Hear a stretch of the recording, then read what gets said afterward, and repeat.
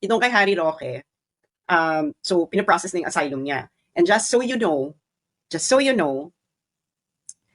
di ba may mga press reports? Naalala niyo yung Pulveronic video? Yung Pulveronic video na pinalabas noon sa US, na nandun si Harry Roque. Tapos, ang daming, may mga nagsasabi na si Roque may kasalanan niya, di ba may mga media report. Tapos, ang sinasabi pa, AI-generated yung Pulveronic video na pinalabas dun sa US, na nandoon si Maharlika and si Harry Roque. Eh, matalino si Maharlika. So, ang ginawa ni Maharlika, bago pa ang lahat na ito, alam naman niyang siya ay uusigin. Si Maharlika, pina-authenticate niya na yung video bago ipalabas. Okay? Kanino niya pina-authenticate kay Maharlika? Sa mga forensic experts sa United States, sa California. Yung mga forensic experts na yon, ito talaga yung mga kinukuha ng korte in order to authenticate a video. Okay? Authenticate yung kung AI ba, etc. So, top-notch talaga to. Ngayon, in-explain na yan ni Maharlika dati sa blog niya. Okay? Now, and true enough, sabi nung forensic experts, hindi siya AI. Totoo yung video. Okay? So, pinabulaanan yung sinabi noon ng gobyerno na AI-generated yung Pulveronic video. Pero, ang sabi ng mga forensic experts kasi na yun, hindi niya pwedeng i-release in public yung authentication. It can only be used in a court of law or in a legal proceedings. So ngayon, syempre, naghihintay naman si Maharlika na ma-demanda siya because of that video. Eh, wala nagdidemanda. Wala nagdidemanda. Ngayon, itong si Harry Roque, kasi tinag yan si Harry Roque sa isa sa mga mastermind kuno dyan sa video, di ba? Yung mga sinasabi nila noon, nililink siya. So ngayon, ang ginawa ni Maharlika, pumunta siya ng Netherlands, dala-dala niya yung authentication. So ngayon, yung authentication ng Pulveronic video, kasama na doon sa in-attach doon sa asylum application ni Harry Roque.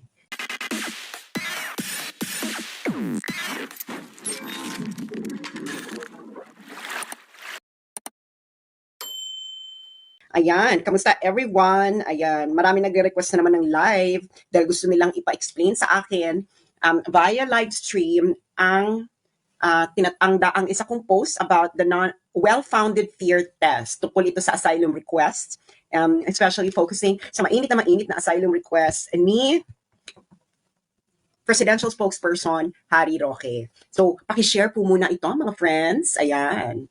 Paki-share at maraming salamat sa inyong pagiging super engaged and super participative, and yung lalo na yung pag-share ninyo sa inyong mga chat groups, sa pag-uusap ninyo sa inyong mga hapagkainan, inuman, diskuhan, torjakan, lahat na. So, paki-share po muna, click share, ayan, and then click share to your chat groups, to your Facebook groups, to your WhatsApp, to your Telegram, ano pa ba, to your Twitter, ayan, kamusta? Okay, kasi nga, kailangan na nating pag-usapan ng mga bagay ayaw pag-usapan ng mainstream media. Okay, so, pero bago ang lahat, salamat sa inyong pagiging masugid na taga-subaybay. And again, inuulit ko, huwag po kayo magpapadala ng stars dahil hindi po yan nire-remit sa akin ng Meta. Marami pa nga sila sa aking utang. So, ano na lang siya, nilista na lang siya sa tubig. So, pero yon, eto na, pag-uusapan natin ang mga bagay-bagay para hindi kayo napaiikot-ikot ng mga ng corporate mainstream media na parang kulangot ba. Ayan. So, pag-uusapan natin ang maraming bagay-bagay. Okay, so alam niyo naman na si dating presidential spokesperson Harry Roque ay nag-apply ng asylum sa Netherlands. Okay.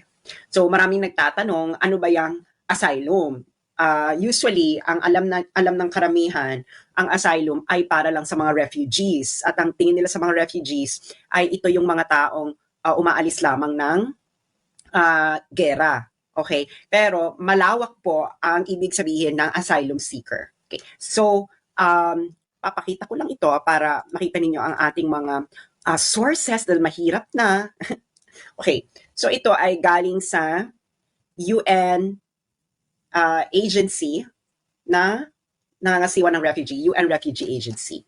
So, ngayon, ang asylum po kasi matagal na tong protected right. Okay. So ngayon, ang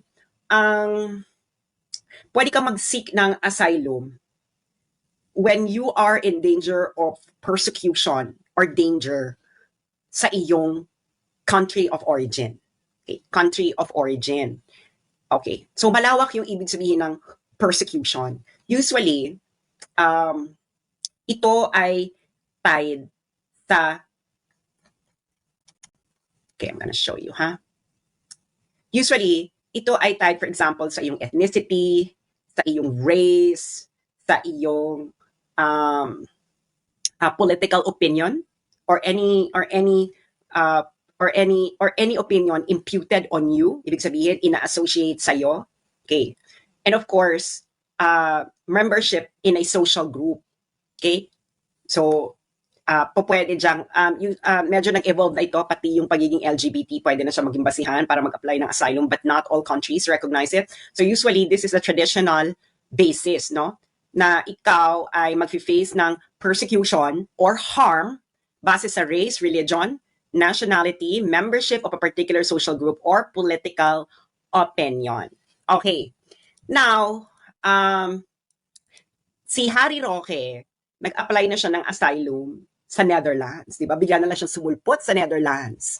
Okay, so ngayon na-approve na yung kanyang, hindi pa naman na-approve yung asylum, pero na-approve na yung pagsisimula ng process. So pumirma na siya, nandun na siya, and because nag-uumpisa yung process, hindi na siya pwedeng ibalik, hindi siya pwedeng kuhanin sa Netherlands ng gobyerno. Okay? Why? Because of the principle of non-refoulement. Okay?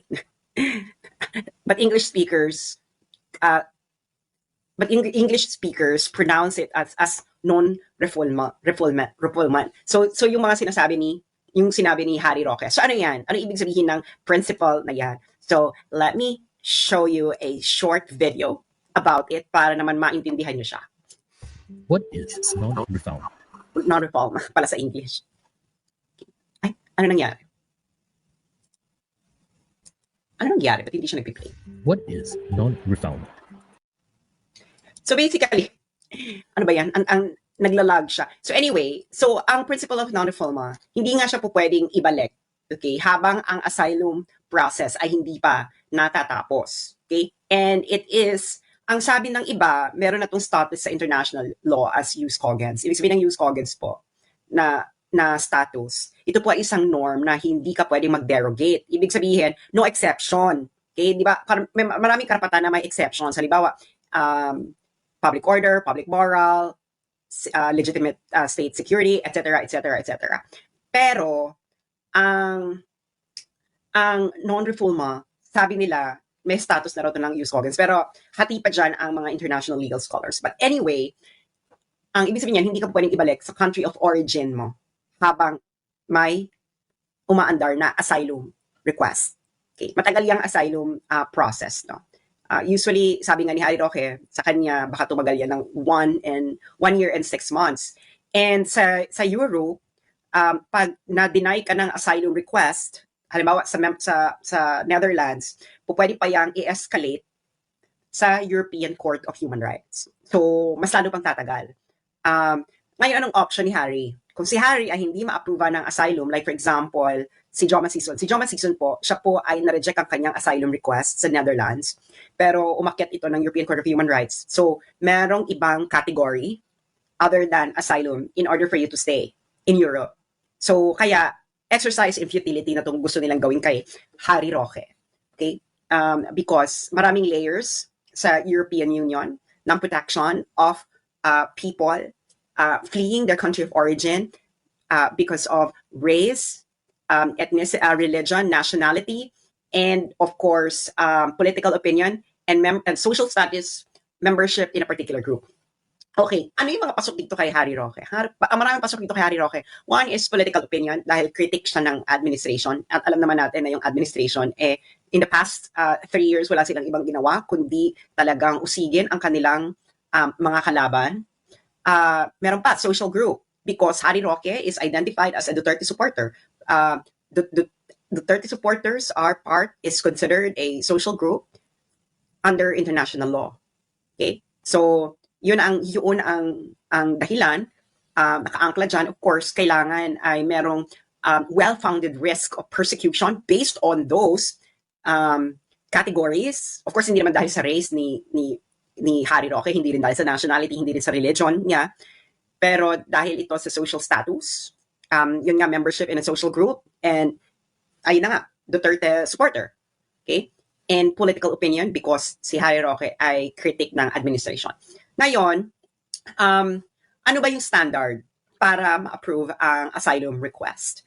Ang standard actually ay ang tinatawag ng well-founded risk of persecution or harm. Okay. Anong klaseng harm? Harm kung meron kang reasonable possibility. Remember, ang standard lang ay reasonable possibility na ikaw ay pag binalik ka sa country origin mo, ikaw ay makakadanas ng torture, cruel, degrading, and yung iba pa nilalagyan pa ng humiliating treatment. Okay. So, yung nasa actually under siya ng degrading, pero ibang bansa hinihiwalay yung degrading and humiliating. Okay. So, yun nga, cruel, torture, cruel, degrading, humiliating treatment based dun sa category na kabilang ka. Halimbawa, part ka ng social group, and in Harry's case, yung kritiko ng administration or being a Duterte supporter, and of course, political opinion, your criticisms of the government, of the administration. Okay, so ang kailangan lang niya, reasonable possibility and well-founded risk. Yung well-founded risk, dalawang part yan na interrelated. One is subjective. Okay? Subjective. Base sa iyong pakiramdam, hindi ba? So, si Harry Roque ay magpe-present yan, and any asylum seeker, kailangan nilang mag-present ng bakit mo pakiramdam na pag inuwi ka sa bansa mo, ikaw ay mag-face na there is a reasonable possibility that you will face torture, cruel, inhuman, degrading, or humiliating treatment. So, lahat na si Harry Roque doon kung paano niya ipe-present yung case niya. Just to give you an information, no, nung panahon ni PRRD, there are people who actually nag-seek sila ng asylum sa ibang bansa because of the war on drugs. And I know a case in the Netherlands, ganito pa yung eksena nun ha, nagfofuta, nag-shockpox sa Netherlands on a tourist visa. Okay? Tourist visa, nag-shockpox sa Netherlands. Nahuli ng pulis. Bawal kasi yun. Sa Netherlands naman trabaho yung pagiging shockpox, pero hindi ka pwede magtrabaho na tourist visa. At kailangan registered ka kung mag-shockpox ka. So, nahuli siya ng pulis, ang ginawa ni Akla, para hindi siya i-deport, nag-seek na lang siya ng asylum sa Netherlands. At ang kanyang naging basihan, dahil meron siyang kakilala na nasa natokhang, nasa drugs watch list, ganyan, so natatakot siya umuwi. Pak! Nabigyan siya ng asylum. Ganun lang ang tsikahan. Okay, ganun lang yung tsikahan niya. Well, totoo naman yung war on drugs, tas ang daming press reports, hindi ba? So ngayon, itong kay Harry Roque, so pinaprocess na yung asylum niya. And just so you know, di ba may mga press reports, naalala niyo yung Pulveronic video? Yung Pulveronic video na pinalabas noon sa US, na nandun si Harry Roque. Tapos, may mga nagsasabi na si Roque may kasalanan yan, di ba may mga media report. Tapos ang sinasabi pa, AI-generated yung Pulveronic video na pinalabas sa US na nandoon si Maharlika and si Harry Roque. Matalino si Maharlika. So ang ginawa ni Maharlika, bago pa ang lahat na ito, alam naman niyang siya ay uusigin. Si Maharlika, pina-authenticate niya na yung video bago ipalabas. Okay? Kanino niya pina-authenticate kay Maharlika? Sa mga forensic experts sa United States, sa California. Yung mga forensic experts na yon, ito talaga yung mga kinukuha ng korte in order to authenticate a video. Okay, authenticate yung kung AI ba, etc. So, top-notch talaga to. Ngayon, in-explain na yan ni Maharlika dati sa blog niya. Okay. Now, and true enough, sabi nung forensic experts, hindi siya AI. Totoo yung video. Okay, so, pinabulaanan yung sinabi noon ng gobyerno na AI-generated yung Pulveronic video. Pero, ang sabi ng mga forensic experts kasi na yun, hindi niya pwedeng i-release in public yung authentication. It can only be used in a court of law or in a legal proceedings. So ngayon, syempre, naghihintay naman si Maharlika na ma-demanda siya because of that video. Wala nagdidemanda. Wala nagdidemanda. Ngayon, itong si Harry Roque, kasi tinag yan si Harry Roque sa isa sa mga mastermind kuno dyan sa video, di ba? Yung mga sinasabi nila noon, nililink siya. So ngayon, ang ginawa ni Maharlika, pumunta siya ng Netherlands, dala-dala niya yung authentication. So ngayon, yung authentication ng Pulveronic video, kasama na doon sa in-attach doon sa asylum application ni Harry Roque. So, ayun ang eksena. Okay, now, syempre may subjective assessment, yung well-founded risk. So, sabihin mo talaga, magbibigay ka ng, it's a narration. Okay? Tapos merong objective part. Yung objective part, hindi lang to base sa feelings mo. Hindi lang to base sa takot mo. Okay? Ano yung objective part? kailangan magbigay ka ng mga example, no? Na hindi lang base sa feelings mo. Kailangan magbigay ka ng evidence na meron talagang banta sa'yo, may persecution na nangyayari. And of course, yung evidence dyan, hindi po ito proof beyond reasonable doubt. Well-founded risk, there is a, reasonable possibility. So, magbibigay ka ng political climate. I-describe mo yung political climate dun sa bansa. I-explain mo yung pattern of behavior ng gobyerno. At pag sinasabi ko dito ng gobyerno, hindi lang ito yung executive, pati na rin legislative, pwede na rin judiciary. Okay? Mas malala kung yung tatlo magkakasama. Ngayon, mas malala pa kung isasama po pa yung mainstream media. Anyway, bakit mas malala? Syempre, papakita mo na yung mainstream media masyadong aligned ito sa administration. Hindi nila binibigyan ng boses yung mga Duterte supporters. They're not representing them in a fair light. Nakikijoin ang mainstream media sa pag-persecute ng opinions ng mga Duterte supporters. Kasama yan dyan. And true enough, lahat yan documented. Hindi ba? Totoo naman yan, lahat yan documented. So ngayon, meron pa isang magpapalakas. Yung pattern na similar sa'yo. Halimbawa, meron na bang nag-apply ng asylum sa ibang bansa under this administration? Okay, because of fear of persecution or harm. And true enough, meron na. Okay, at hindi ito nire-report ng mainstream media. So, ang isa sa mga unang nag-apply, okay, ang isa sa mga unang alam nating nag-apply ng asylum ay si Sheena. Okay, si Sheena. Ayan si Sheena. Okay. Binary citizen, natatakot ako. Ayan si Sheena. Okay. Yung Blandina Bonnevie. Yung Blandina Bonnevie, explain namin, no? Kasi hindi naman kasi ito dinidiscuss ng mainstream media. Kaya nga, mapapalakas talaga na yung mainstream media ay kasabwat ng administrasyong VVM sa pag-persecute ng mga kalaban nila. Okay. Sino yan si Sheena? Okay. Si Sheena po, ay partner po ito ng isang negosyante na si Francis Chua. Si Francis Chua, according to Sheena, partner lang kasi hindi sila kasal, pero may anak sila. According to Sheena, ito si Francis Chua, government contractor ito. So, ibig sabihin, meron tong mga, mahilig ito sa mga government projects, iba't ibang administrations. Huwag kayong masyadong ano. Ngayon, yung Francis Chua ay kaibigan ni First Lady Liza Marcos. Okay. Ngayon, bakit ngayong itong si Sheena ay nag-apply ng asylum? Sabihin nyo, bakit? Everybody now in the comment section, i-type ninyo, bakit? Bakit si Sheena ay nag-apply ng asylum? Okay. So, papakita uli natin yung itsura ng napakagandang si Sheena. Okay. Ayan si Sheena, di ba? Napakaganda. I believe si Sheena ay isang Cebuana. Please correct me if I'm wrong. Ayan, ang dami na nagbabakit. Okay. Kasi ganito po ang storya ni Sheena. Okay. Iaano ko lang, papaigsiin ko lang ang story ni Sheena. Pero ang tagal-tagal na itong kinukwento ni Maharlika. Okay? Yung kwento ni Sheena. Ang tagal-tagal na kinukwento ni Maharlika, siguro 2 years na. 2 years na. 2 years nang nagkukwento si Sheena. Ay, si Maharlika pala.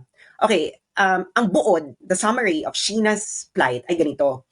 Si Sheena ay umalis ito ng Pilipinas. Okay, umalis ito ng Pilipinas kasi nga, according to her, kasi itong si Francis Chua, may mga death threats. Okay, may mga death threats. Kuning-kuning. Ganyan. So si Sheena, umalis na ito. So, ang last destination niya bago siya nag-apply ng asylum sa Belgium ay sa Turkey. Ngayon, anong naging problema?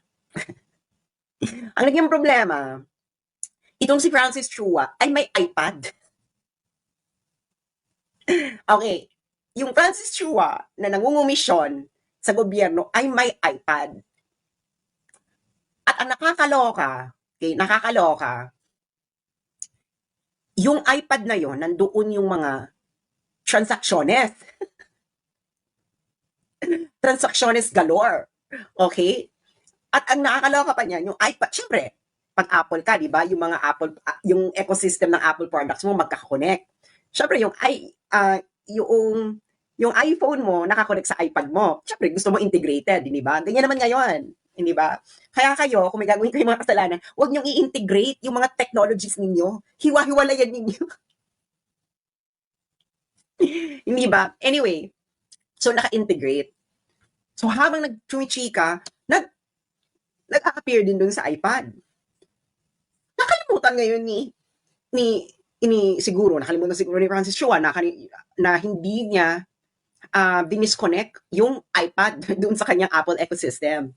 Eh yung iPad na yun, binigay niya sa anak niya. Nakasama ni Sheena.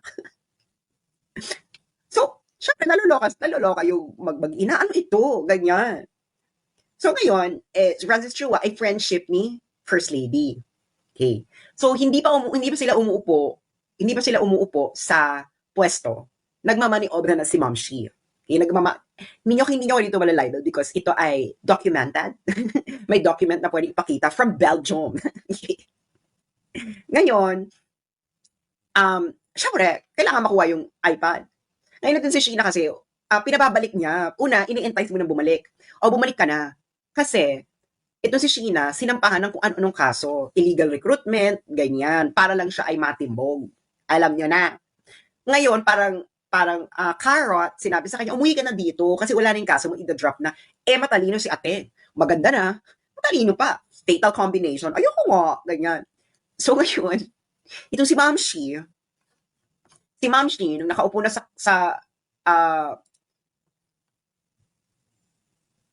umuwi, and ano ba yan? Nung umuwi na siya, nung umupo na sa kapangyarihan si Ma'am Shi, isa yan sa kanyang mga battle order of the day. Okay? So, anong gagawin? Kailangan i-extract ang mga bata sa Turkey. Okay? Yung ilang bata sa Turkey. Lalo na yung mga minors, no? Or yung mga wala pa sa wastong edad. Okay. So, pero ang target talaga dyan ay yung iPad. Para tayong Mara Clara. Remember, mga 90s, naalala nyo nung 90s, yung Mara Clara, ang issue doon ay diary. Ito, ang issue dito ay iPad. Okay. So, ngayon, maraming chika dito yung parang yung ambassador noon Philippine ambassador daw noon sa Turkey, ayaw niya makipag-participate kasi nga, this is illegal. Syempre, alam niyo naman mga New Yorker, it's either my way or the highway. O diba? So ngayon, so nagtagumpay ang alindog ni Ma'am Shi. Okay, nagtagumpay ang alindog ng ating unang gina. So sino ang kanyang ginamit sa extraction? Ang ginamit niya sa extraction sa Turkey ay AFP. Alam niyo na. ISAF, okay. Yung intelligence arm ng AFP, ginamit ni Ma'am Shi. Okay? Meron niyang audio recording na ayun nga, ma-extraction, pinalabas na rin yan ni Maharlika paulit-ulit, ayaw i-report ng mainstream media. Okay. Ngayon, nagtagumpay sila. Nagtagumpay ang extraction. Nagtagumpay, nakuha yung mga bata. Okay. The problem is, hindi naman sila nagtagumpay, nakuha yung iPad. Okay. Ngayon, itong si distressed mother, okay, humingi ito ng tulong. Siyempre, dahil itong si Ateng, kilala nyo ito, ay nagpipresenta na lumalaban para sa mga kababaihan, senadora lumalaban sa mga kababaihan, si Senator Risa Ontiveros, sinulatan niya. Siyempre, ikaw nagpipresenta na lumalaban para sa mga kababaihan, di ba? Dead ma. Dead ma si Ateng, si Risa, dead ma. Okay. And syempre lahat documented, no? Lahat documented. Ngayon, si Sheena, matalino, nakapag-apply siya ng asylum sa Belgium. Na-approve na yung asylum niya, so yung iba niyang anak na hindi nakuha na nasa kanya, nag-aaral na sa Belgium, ganyan. Tapos siya nag-aaral na rin siya ng, I believe, Dutch language kasi nakatira siya sa Dutch part ng Belgium, sa Flemish. So, nag-aaral na siya nandiyan na siya, settled na siya, na-approve na yung asylum niya. Ibig sabihin, yung Belgium, they agree na may well-founded risk laban dito kay Sheena and family. And of course, kanino manggagaling yung well-founded risk? Sa gobyerno. Kasi meron kang inaction yung first lady, ang nag-orchestrate ng extraction ng mga anak mo, ginamit ang ISAF, tapos Humingi ka ng tulong sa isang senador na nagpipresenta na siya ang lumalaban para sa mga kababaihan at sa mga unarmed woman katulad ni Aura. Tapos dinedma ka. Okay, so wala na siyang matakbuhan. Tapos yung mainstream media ayaw ibalita ang iyong nararamdaman. Kanino ka lumapit? Sa isang vlogger na nagngangalang Maharlika? Hindi ba? Tapos deadma pa rin sila, walang pakialam. So ngayon, so nakita ng Belgium na may well-founded risk, okay, ng persecution or harm laban dito kay distressed mother. Approve. Approve ang asylum. Kailangan ba niya ng proof beyond reasonable doubt? No, kailangan mo lang ng preponderance of evidence ba na may reasonable possibility na isasubject ka sa persecution or harm pag binalik ka sa Pilipinas. Okay? And that is based on your subjective fear and objective conditions in the country. Okay.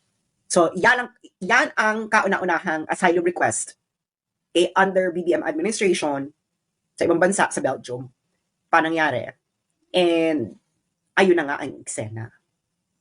Ayun na. Hindi na nila maano si distressed mother. Kaya si distressed mother, nagpakita na siya ng Tesla. At maganda pa si distressed mother. Akala namin, baka naman hindi maganda si distressed mother kaya hindi nagpapakita. Nung nagpakita na, nilantad na ni distressed mother ang kanyang Tesla boom, nakita na natin na maganda pala siya. Maganda, persecuted. Perfect. Okay. So yan yung number one. So, meron ng paghuhugutan ng ibang bansa na meron ba talagang persecution and harm na ginagawa itong BBM administration. And true enough, meron ka in the face of the distressed mother. Ngayon, ano yung second na bonggang-bongga? So, meron kang Belgium, meron ding Asia na nag-approve ng asylum. I think kilala niyo na kung sino to, no? Ito ay si kay Teves. Okay? So, recently lang ito, March 2025. So, Timor-Leste. Okay, rejects Teves extradition. Okay. So, asylum request din ito. So, bakit siya ni-reject?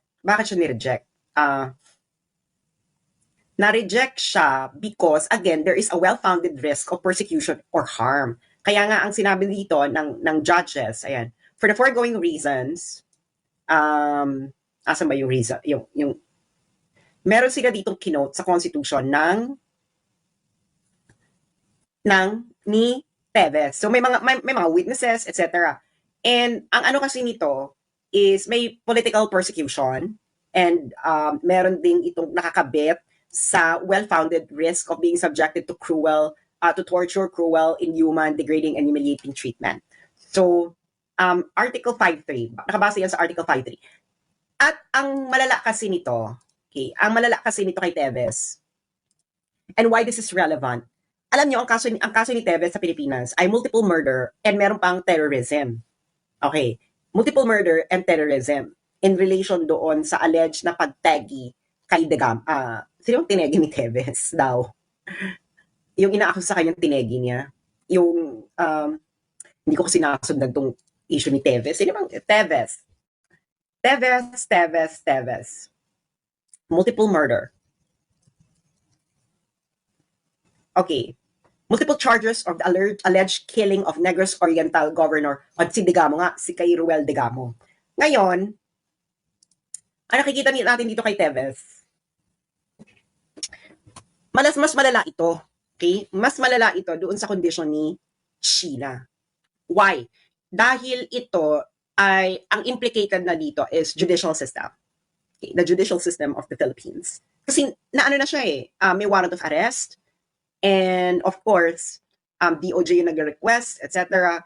Pero hindi unanimous yung judges sa pag-reject ng extradition request because nakakita sila ng well-founded risk.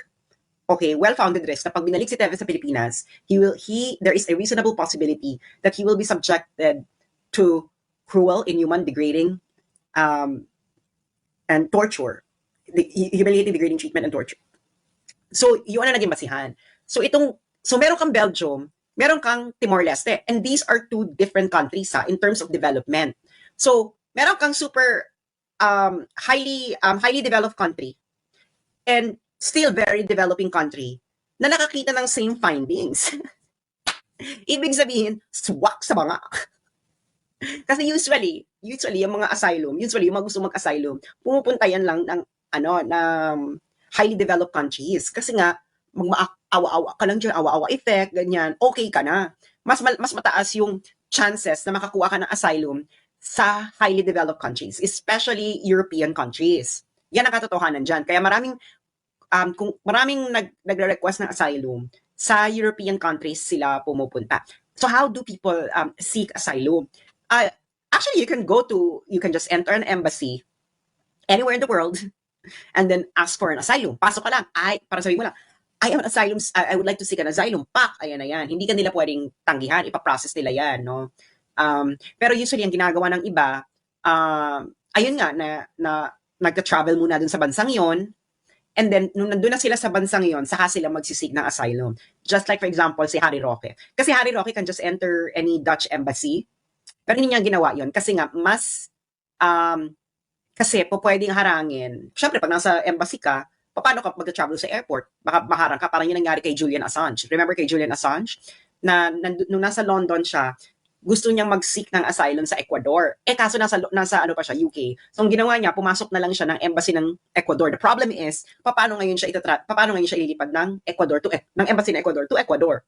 So, si Julian Assange, ang nangyari sa kanya, doon na siya tumira sa embassy ng Ecuador. Kasi embassies are considered territories of the country ng embassy. Okay, so Ecuadorian embassy anywhere in the world is a territory of Ecuador. So that's a principle of extraterritoriality.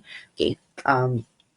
So ngayon, ito si Harry Roque, hindi natin alam kung saan pa ito pakalat-kalat, di ba hinahanap nila, bigla nag-appear sa Netherlands. So nandun na siya sa Netherlands, nag-apply siya ng asylum. And then, in process na siya, so hindi na siya pwedeng makuha ng Pilipinas. Okay. Actually, kahit hindi pa nag-uumpisa yung asylum, mahirapan pa rin ang Pilipinas kasi they have to go through extradition, and extradition could be challenged. So it's malaking kaduguan. And given nga na meron ng pattern ng asylum request na na-approve in two different kinds of countries and level of development, Belgium and Timor-Leste, two different cases. But both cases established na meron ng well-founded risk sa Pilipinas.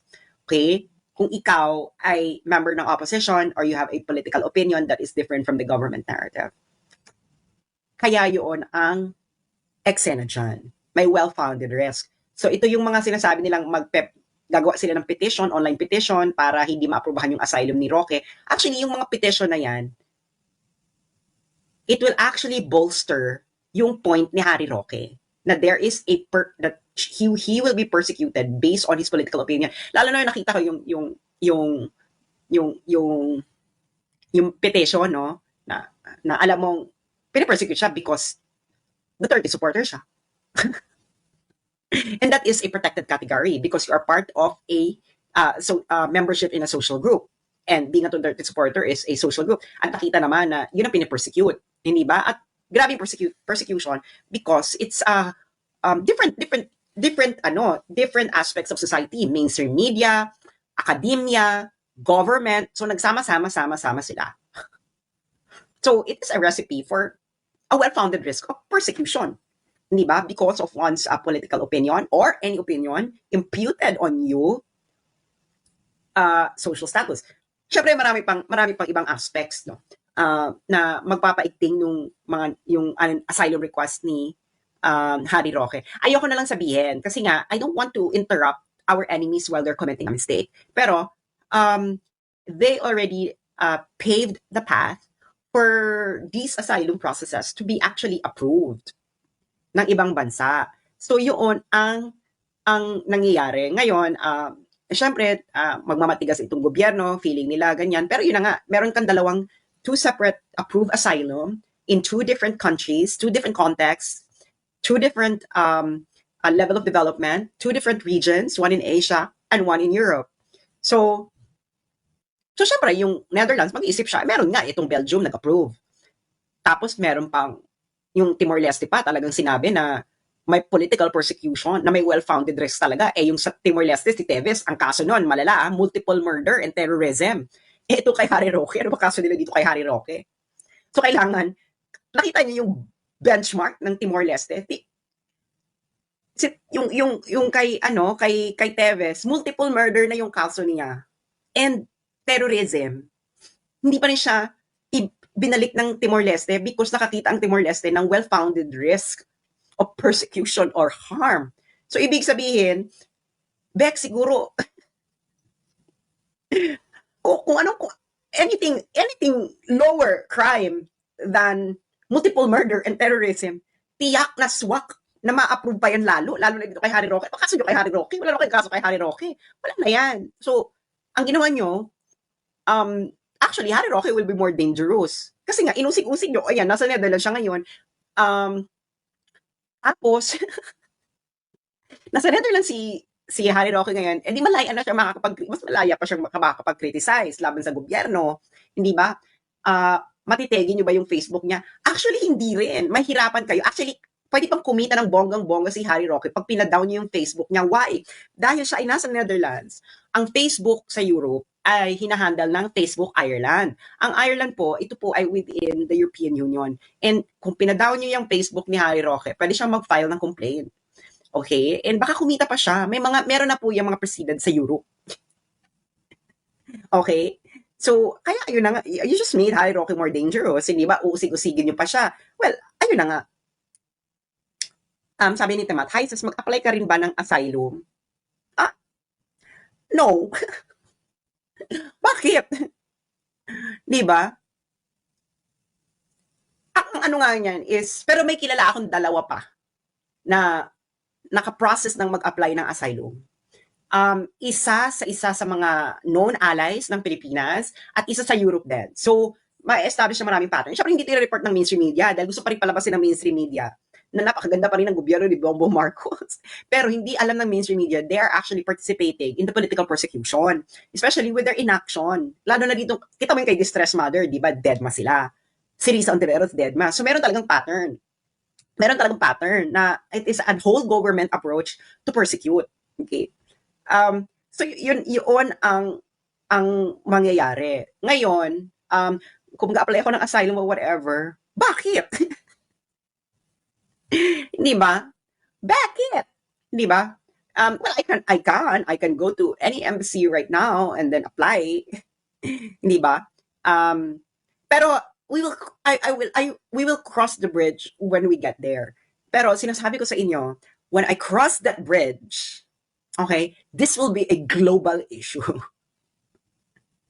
Hindi ba? Ganun lang yun. This will be a global issue. Hindi mo pwedeng ano lang. Hindi magandang, kasi kailangan na nating wakasan itong tinagagawan. At kinokolekta ko lang naman yung mga eksena sa buhay ng mga ito. Hindi ba? We just have to actually gather all resources. And ako pa naman, hindi ako nagdi-delete ng mga emails, hindi ako nagdi-delete ng kung anik-anik. And ayun na nga, yung mga pautot ninyo na, kukunin ka namin, ganyan. Do not think so highly of yourself on the world stage right now. Dalawa na yung na-approve na asylum request because there is a well-founded risk in the Philippines. At least dalawa, one in Belgium and one in Timor-Leste. So it's now meron talagang well-founded risk, hindi ba? Ako, yung mga nagtatanong kung mag-apply, well, I can if I want to dahil alam ko naman ang procedures, no? Alam ko ang mga evidence because I studied international law.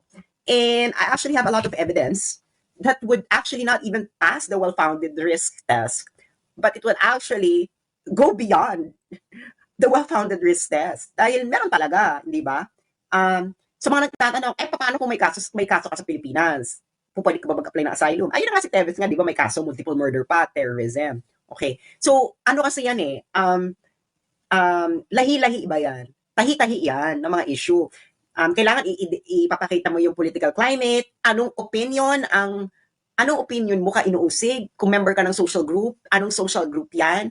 Syempre, di ba sinasabi sa yung categories, race, nationality, religion, social status, or political opinions. Yung social status is membership of a group. Kung isa lang dyan, carry. Paano kung dalawa? Member ka ng social group, at tapos may political opinion. Ipapersecute ka pa because of your political opinion. Okay. Mas malaki yung more chances of winning. Okay. Yung asylum kasi, that's why I don't want to apply for asylum. i-give up mo kasi, magiging path to citizenship kasi yan sa ibang bansa And, di ba tagal-tagal kung tumira ng Netherlands, hindi ko naisipang, I thought that I could give up my citizenship. But, ang hirap.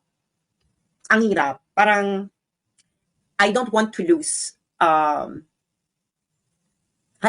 parang hindi pa ako, sa tinagal-tagal kong tumira sa ibang bansa, I thought that I could give up Philippine citizenship, and then I felt na, ang dami ko rin chances to do it, but I couldn't. Parang may kurot sa puso, alam mo yon. So, hindi ko pa siya settled, no? Kasi ganoon ang asylum Once you apply for asylum, that's already a path to citizenship. So, you have to give up your citizenship, and hindi pa siya settled sa utak ko na I would give up Philippine citizenship.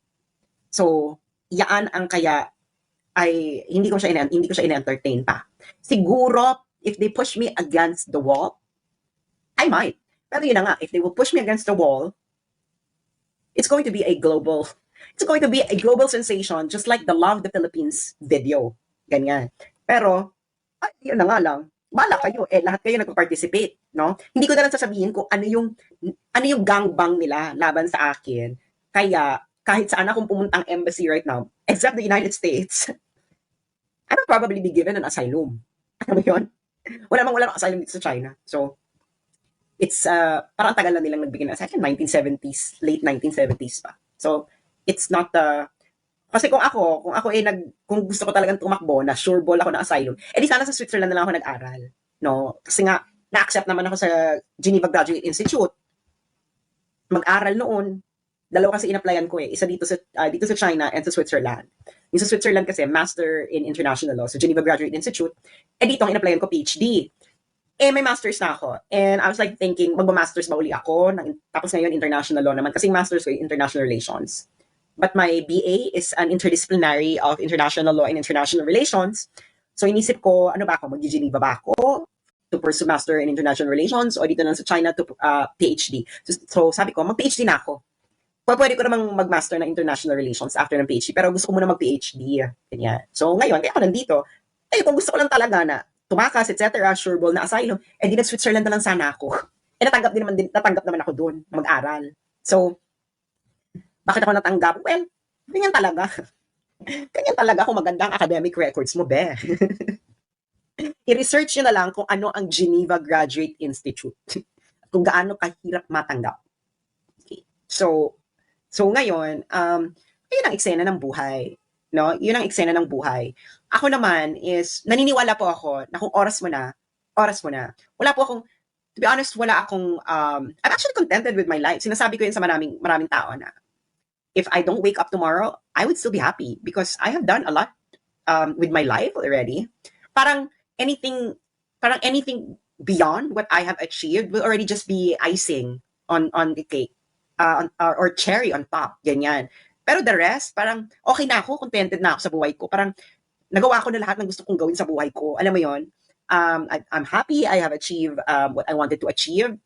And tapos, ang dami nyo pa dito na nahuhumaling sa aking alindog. Aminin nyo na hindi kayo nakikinig sa akin dahil kayo ay may natututunan, kundi nahuhumaling lang kayo sa aking alindog. Charot! Okay.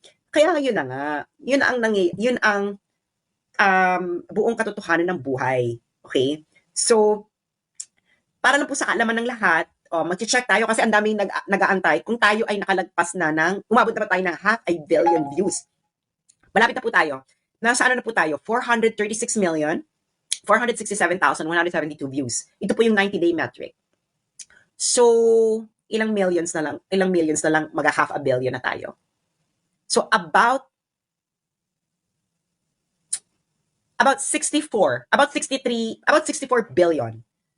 64 million. About 64 million views, makukross na po natin ang half a billion views. So, dahil po yan sa inyong very engaged activities sa ating page at sa inyong pagpapakalat ng alindog, ng moisture. Alam niyo naman, spread the moisture. Hindi ba? Spread the moisture. So, ayun lang po ang eksena. Kaya nga, ayun na nga, na anything, pinapayo ko sa gobyerno ng Pilipinas, si Teves may multiple murder, terrorism, na-approve yung asylum niya, Timor-Leste pa yan. Si Sheena, nasa Belgium, na nag-apply din ng asylum dahil may well-founded risk laban sa BBM administration, na-approve din yung asylum. So, ibig sabihin, dalawang bansa, different na mga bansa, naniniwala na may well-founded risk sa Pilipinas. So, mamili ka lang kung saan mo gusto pumunta. Pwede ka mag-apply sa Belgium, pwede ka mag-apply sa Timor-Leste. Actually, pwede ka mag-apply sa iba't iba. Pero alam ko, meron ng dalawa. Meron dalawang in process. Yung isa sa isang alay ng Pilipinas, hindi sa United States, yung isa sa Europe. I think meron pang isa din sa North America. So, malaki yung evidence ba na ma-approve sila because sa pinakita ng Congress, pinakita ng Senado, pinakita ng Executive Department, sa kung anong ginagawa nila sa mga Duterte supporters, including mainstream media. So, ibig sabihin, there is a whole nation persecution approach. Wala nang sandalan. Wala nang sandalan yung mga tao kahit mainstream media. Malala yun. Malala yun. Tapos syempre, meron pang mga iba pa na evidence ba. Hindi ko naman sasabihin kung ano dahil bakit? Kayo naman, ginawa nyo naman ng bonggang-bongga. So, ayun na nga, we have, what's this? Ayun na nga sinabi ko, di ba? I know international law. I know, I've studied it. Nga ako sa public international law. And I studied it. I know the procedures. And ayun na nga, na sabi ko, wala na sila dyan kay Harry Roque. Ang baba ng test ng asylum, well-founded risk, reasonable possibility. Okay, can you imagine reasonable possibility lang yon ha? And ayun ang eksena. Tapos meron ng established pattern. Okay? Yung kay Sheena and yung kay Teves. And of course, yung mga decisions dyan, I'm pretty sure kukunin ni Harry Roque yan. Kukunin niya yung decision ng asylum ni Sheena sa Belgium, ni Teves sa Timor-Leste, para evidence ba na similarly situated person. Kasi similarly situated sila ni Sheena and Teves because pareho sila ng reason, well-founded risk of persecution or harm sa Pilipinas brought to you by your government. So, ayon ang eksena sa buhay. Si Maharlika po, hindi po nila yung ma-extract dahil yun po ay US citizen. Kung gusto nila, kasuhan nila si Maharlika sa United States. Kung mag-jury trial, broadcast na naman yan. Magkakaungkatan na naman tayo ng mga Jehovah, hindi ba? Actually, ang daming sinampang kaso laban kay Maharlika sa US. Libel, etc. So, yun ang eksena ng buhay. Ayan, yung pamilya ni Percy Lapid, nag-apply na rin ng asylum sa United States.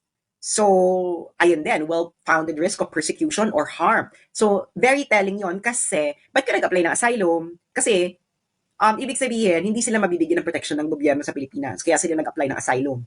Yun Hindi ba? So, ibig sabihin, marami na nga. Tapos, iba't ibang bansa pa ang nag-approve. Can you imagine? Timor-Leste? Ang bata-bata ng Timor-Leste. So, pwede ba yun? Pareho ng findings ang Timor-Leste and Belgium na may well-founded risk of persecution or harm sa Pilipinas. Kaya sila nagbibigay ng asylum sa mga Pilipinong nagsisik ng refuge sa bansa nila. So yun lamang po. Maraming salamat at huwag na po tayong magpapabudol muli. Kailangan po tayo magsalita. At ako naman po ay magsasalita ako hanggang kaya po ng aking moisture. So manalangin po kayo na manatili pong aking moisture. Happy Sunday and may God save the Philippines.